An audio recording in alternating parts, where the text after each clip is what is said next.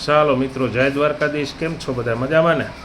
જો આજે આપણે બનાવવાનું છે મિક્સ શાક. તો મિક્સ શાકમાં જો કેટલી આઈટમ લઈ લીધી છે. બટેટા है, कोबी है, રીંગણા है, ટમેટા है, કિસોડા है, મરચાં है, હરગવાની શીંગું है, ડુંગળી છે, પછી આ ગલકા છે, ગુવાર છે અને ભેગી ધાણાભાજી છે.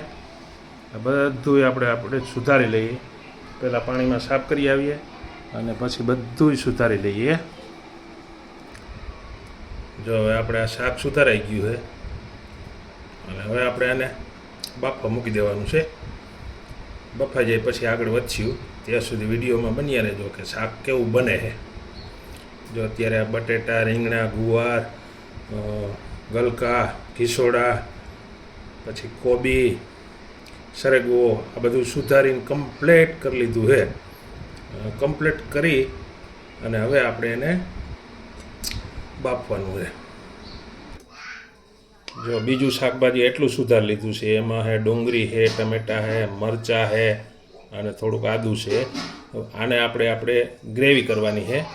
તો એને મિક્સરમાં આપણે ક્રશ કરવા લઈ લીધું આ બધું સુધારીને, અને ઓલું શાકભાજી બાફવા મૂકી દીધું છે.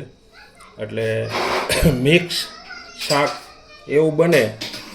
હજી તો આમાં ઘણી આઈટમ ઘટે છે, અત્યારે મળે નહીં. જો લીલું લસણ હોય, પછી ગાજર હોય, એવું ઘણી આઈટમ હોય ને, તો એકદમ સ્વસ્થ અને તંદુરસ્ત લીલા શાકભાજી ખાવાની પાછી મજા આવે અને શરીરને માટે પણ સારું રહે. એટલે આવી વસ્તુ છે ને અત્યારે મજા આવે એમ. જો આપણે ગ્રેવી તૈયાર થઈ ગઈ છે અને પછી જો આ બટેટા અને આ બધો મસાલો જે નાખીને આ બધું બાફવા મૂકી દીધું છે. આ બધું મિક્સ શાક છે એટલે એ બધું આપણે બાફવા મૂકી દીધું છે. બફાઈ જાય ને પછી ગ્રેવીમાંથી આપણે વઘારશું. જો હવે આપણે કુકર મૂકી દીધું છે બાફવા. બફાઈ જાય ત્યાં સુધી આપણે એની રાહ જોવું અને વિડીયોમાં બન્યા રહેજો. જો હવે આપણે મિક્સ શાક બફાઈ ગયું છે અને હવે એને છે ને આપણે કાઢી લેવી. જો અને પછી એને વઘાર માટે જો આ તેલ મૂકી દીધું છે વઘાર માટે. હવે એને આપણે વઘાર કરવાનો છે, તો વિડીયોમાં બન્યા રહેજો.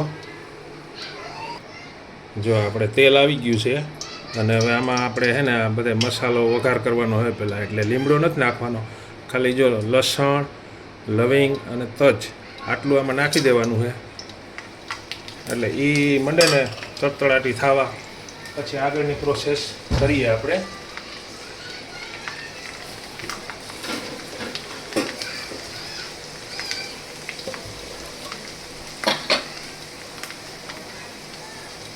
પછી જો એક ચમચી છે ને હિંગ નાખી દેવાની એમાં,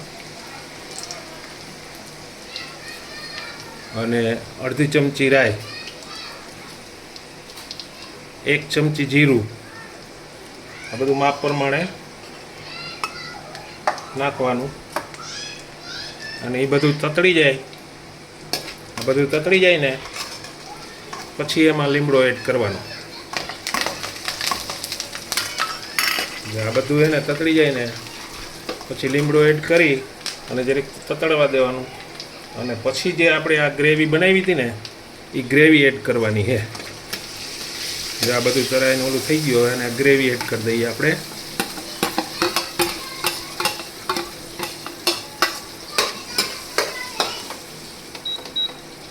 હવે આપણે ગ્રેવી એડ થઈ ગઈ છે. હવે જો આપણે ગ્રેવી પાકી ગઈ, હવે એમાં આપણે મસાલા એડ કરીએ. અને મસાલા બધા સાદા. જો અડધી ચમચી છે ને નિમક નાખવાનું, અને અડધી ચમચી ગરમ મસાલો નાખવાનો, અડધી ચમચી છે ને હળદર નાખવાની, અને આખી ચમચી ભરી એને ધાણા જીરું નાખવાનું. અને પછી ચટણી જે તમારે તીખાશ પ્રમાણે જેવી જોતી હોય ને એવી રીતના. અમારે જો આ 1 ચમચી નાખી, આ 2 ચમચી નાખી દઈએ, કેમ કે મરચાં નાખેલા હતા ને એટલે 2 ચમચી ચટણી નાખી દીધી. જો આપણે ગ્રેવી પાકી ગઈ અને તેલ મીંડું છૂટું પડવા, તો હવે એની અંદર આપણે છે ને જે આપણે બધું બાફ્યું હતું ને શાક મિક્સમાં, એ હવે આપણે એડ કરવાનું છે. જો હવે આપણે આ મસ્ત જે ભાજી બાફેલી હતી, આમ તો બધું મિક્સ શાક છે એટલે એ ભાજી જેવું જ કહેવાય. હવે એને આપણે એડ કરી દઈએ.